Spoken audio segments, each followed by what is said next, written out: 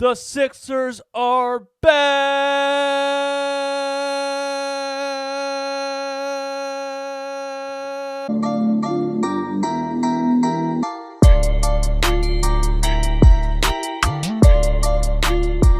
What is up, guys? DJ Eastwood here. This is Run It Back, home of the most brutally honest Philly sports takes on YouTube. Some people don't like it, but it's because...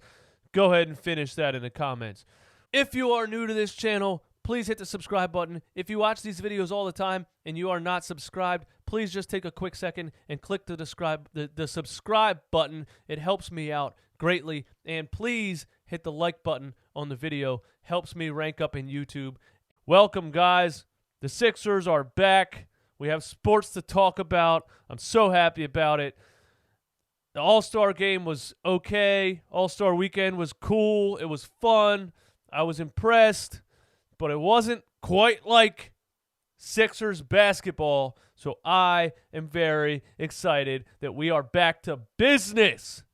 Sixers are in the 5th seed right now, and it's time to go on a run. It's time to make a serious run for the playoffs because we do not want to be the 5th seed. If we are in the 5th seed, we will start the playoffs on the road where we are absolutely atrocious so far. 7-20 something. I didn't even look at what it actually is. I didn't even write it down. But we're terrible on the road, okay? But that was with the old lineup.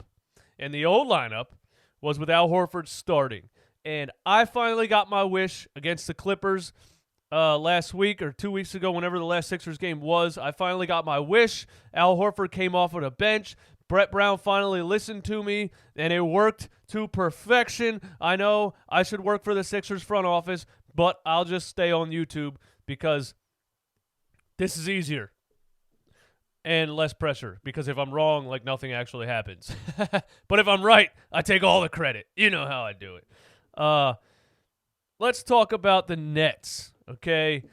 The Brooklyn Nets, we've always had trouble with. Seemingly every year we have trouble with them. The main reason we had trouble with them the beginning of this season was, again, the lineup, the tall ball lineup, as I'm going to start to call it, because it's now a thing of the past, and I'm so happy about it. But the tall ball lineup, we had trouble with the Brooklyn Nets. 2 centers on the floor at the same time, Embiid and Horford. The pick-and-roll defense was terrible. Ball-handling guards absolutely murdered us. Whenever we played somebody like a Dinwiddie, somebody like a Kyrie Irving, somebody like Joe Harris, you know what I mean? Like, all these guys killed us with 2 centers on the floor. Finally, we're not doing that, and it's going to benefit us offensively and defensively, and it gives us one of the strongest bench rotations in the NBA. Now, you say, yeah, Al Horford's getting paid $100 million. Do you really pay a guy $100 million to come off of the bench? No. But if you do pay a guy $100 million to come off of the bench and you win a championship out of it, then was it a success? Did it make sense? It's not ideal, but now that I'm looking at it in a different light, it's not the worst thing in the world. It's actually pretty good benefit. I mean, maybe more teams should start to bring $100 million players off their bench. You know what I'm saying? I don't think Horford's a $100 million player either. I don't really want to get into that. The Nets, of course, don't really give a crap about this season. They're preparing for next season when they will get Kevin Durant back, Kyrie Irving, and Kevin Durant. I'll give my opinions on that in a second. Kyrie Irving is not playing tonight. He is injured. He has a shoulder injury. He's going to see a shoulder specialist. He's going to be reevaluated in 2 to 3 weeks.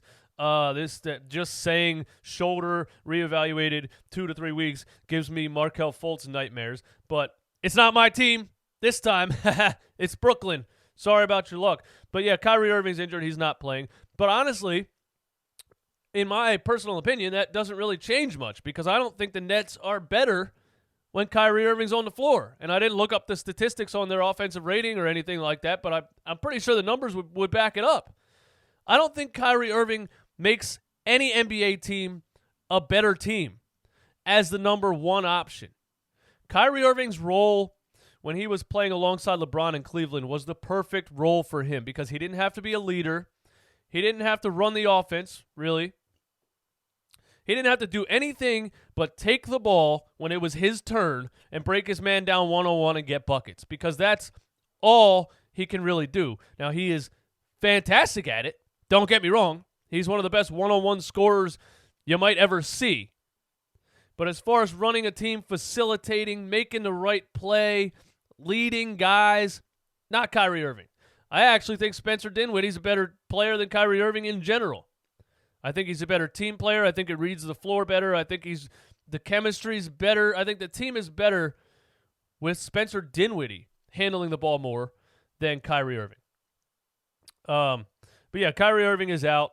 Again, I don't think that changes much. I think it actually makes them better when Kyrie Irving is out. Kevin Durant, obviously, not playing until next season with his torn Achilles. And I just can't wait for that debacle, that just to go up in flames. These two hard-headed, egotistical personalities who are just, for lack of better words, just weirdos, man. You know what I'm saying? Kevin Durant with the Twitter burner hand, like Kevin Durant caring so much about what people think about him all the time, always trying to prove himself, goes on Twitter with a fake handle and responds to people. Like, that is just absurd when you're an NBA talent like that. And then Kyrie Irving, thinks the world is flat, compares himself to Martin Luther King somehow with him being hated in the media, even though, being hated in the media is just that. And Martin Luther King Jr. led an entire revolution against racism in America. So Kyrie Irving's brain is just completely on another planet, not in a good way. And I don't think Kevin Durant is very much more stable either. Those two together next season should be an absolute dumpster fire, should go down in flames, should be very fun to watch. But that's next season. We are going to continue to bring Horford off the bench. We already went over that. It makes the team better. It just does. It makes perfect sense. It made perfect sense from the jump. You know what I mean? The spacing is better. Embiid can get in the paint one-on-one. Ben Simmons can get in the paint when Embiid hops out to the three-point line. There's no need to have another center on the floor. I thought it was insane back when they first tried to do it. I still think it's insane that they tried to do it for so long, but they finally have come to their senses. And by they, I mean Brett Brown, Elton Brand, Josh Harris, and whoever else was on that at that round table. This was not Brett Brown's decision. This was forced upon him because everybody said, Brett, this ain't working. We're going down in flames. You got to change something, and Brett finally did it. But I just have a strong feeling it came from the top. Now let's talk about, I don't know if it's been announced yet. I was just on Twitter, and I don't think it's been announced yet, who will be in the starting lineup. A lot of you are saying Glenn Robinson III is the best choice. I also think that makes the most sense with his experience and his combo wing ability. I think Glenn Robinson III will get the start tonight. You guys let me know if that's been announced yet or what you think. If you think Matisse Thybulle should start in the starting lineup, if you think Furkan Korkmaz should start in the lineup, let me know what you think on that in the comments. I am anticipating seeing more Alec Burks in this game. We haven't got to see a lot of Alec Burks since that trade. He played a little bit last game against the Clippers and didn't have much of an effect. He had a nice little pull-up jumper that I liked because we don't have a lot of guys that'll take two dribbles and shoot a mid-range jump shot. So I enjoyed that. But I would like to see a lot more involvement with Alec Burks being on the floor handling the ball, maybe combinations with him and Ben Simmons running pick and rolls, him and Joel Embiid running pick and rolls, pick and pops. I want to see a lot more Alec Burks. But let me know what you guys think in the comments about this game coming up against the Nets. Can we go on a run, a playoff run, and make a push to catch up to the Miami Heat? We are a game and a half behind the Miami Heat. Can we make a run, secure that fourth seed, maybe even secure the third seed? I know it's a different world for me right now. You guys were like, dude, I subscribed to this channel because you were the negative Sixers guy that hated everything, and it was hilarious. And now you're all positive.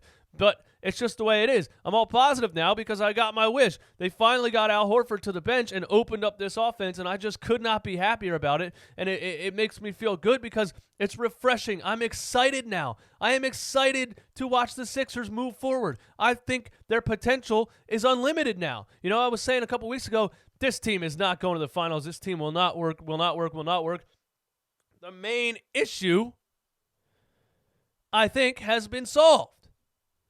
Now it's up to Brett Brown. Now, with this lineup and this balance, it is now all on Brett Brown's shoulders to get this team to the NBA Finals this season.